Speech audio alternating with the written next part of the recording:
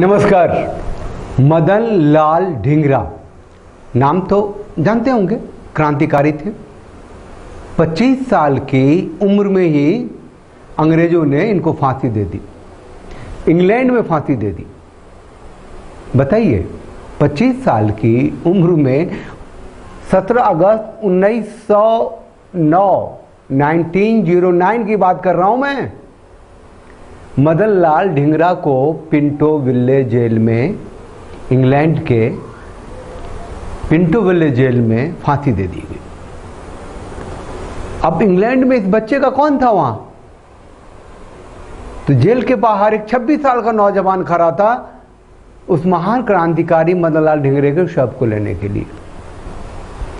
ये 26 साल का नौजवान था सावरकर। एक फोटो है, बड़ा दुर्लभ फोटो है, आप देखिए। इसमें जो चश्मा पहने हुए हैं वो सावरकर है और जो खड़े हैं वो हैं मदन लाल ढींगरा। एक की उम्र 25 साल, एक की उम्र 26 साल, कुछ महीने का ही फर्क था।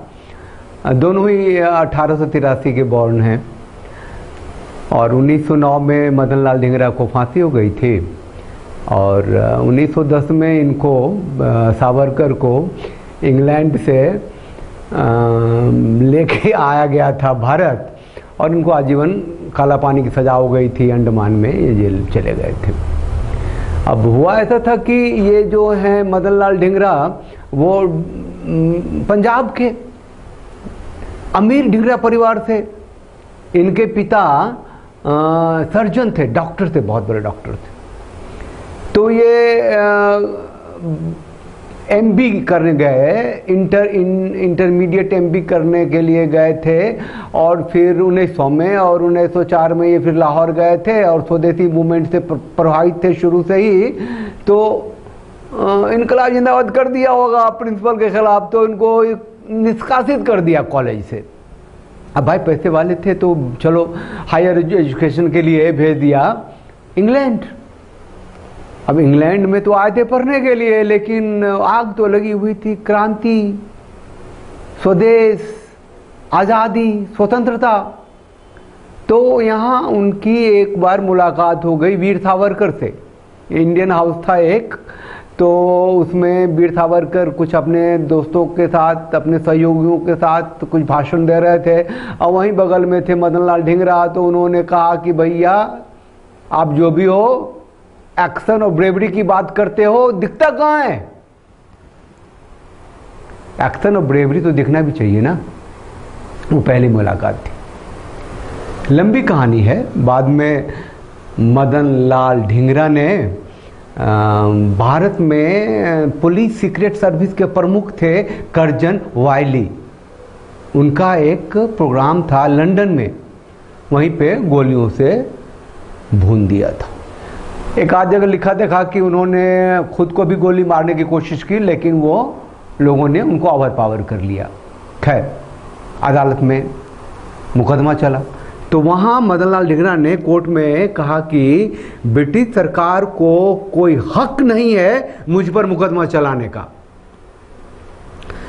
भारत से हर साल वो 10 करोड़ पाउंड उगाही करके इंग्लैंड लाता है और हजारों बेगुनाहों को हर साल मारता है, उनकी हत्या होती है।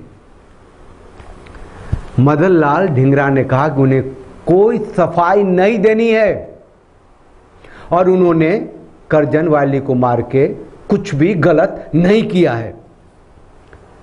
उन्हें कर्जन वायली की हत्या का कोई दुख नहीं है।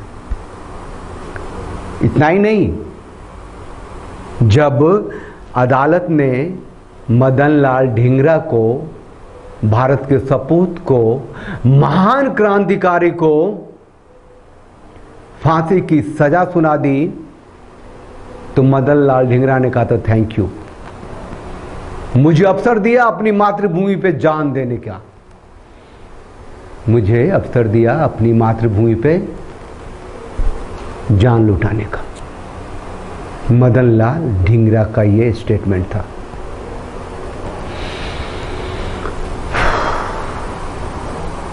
1709 में मदन लाल ढींगरा ने अपने देश के लिए अपनी शहादत दी, फांसी पर झूले,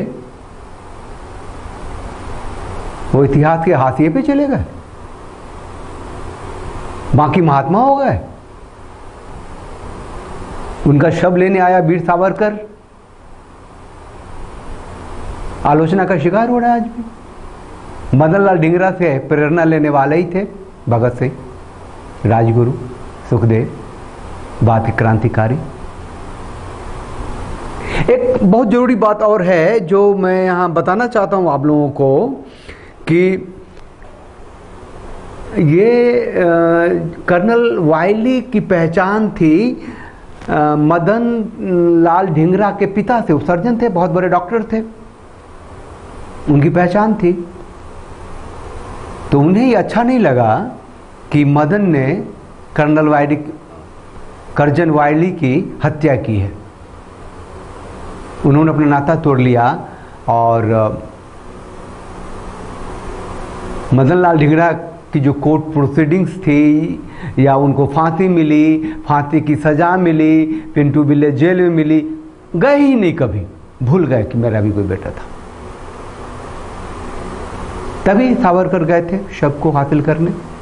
और एक बहुत जरूरी बात इतिहास के पन्नों में दर्ज है, इसलिए कह पा रहा हूं कि 1876 में सुरेंद्रनाथ बनर्जी और आनंद मोहन बोस ने नेशनल इंडियन एसोसिएशन की स्थापना की थी, जिसका मकसद था अहिंसा के मतलब नॉन वायलेंट रूप, अहिंसक के रूप में संगठित होकर के अंग्रेजों से आज़ादी की गुहार करना, कहना कि भैया हमें आज़ादी दो, हम तो भारतीय हैं, हमारा अपना देश है, अपनी संस्कृति है, हमारी ज़मीन है, हम तेरा गुलामी क्यों करें भैया, हम प्यार से कहते हैं।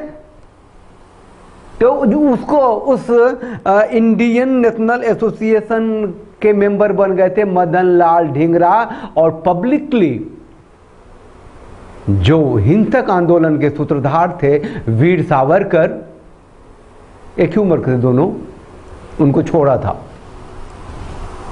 ऐसा इमेज क्रिएट किया था कि वो नेशनल इंडियन एसोसिएशन के साथ हैं, न कि वीर सावरकर के साथ हैं। बाकी इतिहास है। मदन लाल ढींगरा को फांसी मिली, वीर सावरकर को आजीवन कारावास की सजा मिली। फिर लंबी चौड़ी इतिहास है, कहानी है। हम तो सिर्फ ये कहने के लिए आए हैं कि आपके ऊपर जो हीरो लादा गया है उसे आंख बंद करके मत अपनाइए। आप अपना हीरो पढ़कर, सोचकर, समझकर अपनाइए। एक बार जब आप अपना हीरो तय कर लेते हैं तो आपकी पर्सनालिटी, आपकी शख्सियत, आपकी सोच, आपकी विचारधारा उसी दिशा में बहने लगती है। मदन लाल ढींगरा 1909, गांधी तो 1915 में आए थे भारत, उससे पहले साउथ अफ्रीका में थे। अब क्या क्या कर रहे थे, अब जरूरत नहीं है कहने की अंग्रेजों की मेडल से नवाजे गए थे। और ठीक है, अब मदन लाल ढींगरा को अपना हीरो मानते हैं, वीर सावरकर को मानते हैं, भगत सिंह को मानते हैं, राजगुरु को मानते हैं, सुखदेव को मानते हैं, सुभाष चंद्र बोस को मानते हैं, सरदार वल्लभ भाई पटेल को मानते हैं, या उन्हें मानते हैं जिन्हें हीरो के रूप में भारतीय राजनीति के द्वारा छापा गया है, कहा गया है, लादा गया है। ये आपके ऊपर तय करता है। फिलहाल महान क्रांतिकारी मदन लाल ढींगरा को शत शत नमन। और वो तमाम क्रांतिकारी जिन्होंने देश की आन बान शान के लिए स्वयं को न्यौछावर किया, सबको शत शत नमन। हम तो छोटे से राष्ट्रवादी हैं, ये चैनल राष्ट्रवादियों का है। आप चैनल को लाइक, शेयर, सब्सक्राइब कर दीजिए। इस वीडियो को अगर शेयर कीजिएगा तो बाकी लोगों तक पहुंचेगा। चलिए हमारे साथ बोलिए भारत माता की जय, वंदे मातरम, जय भारत।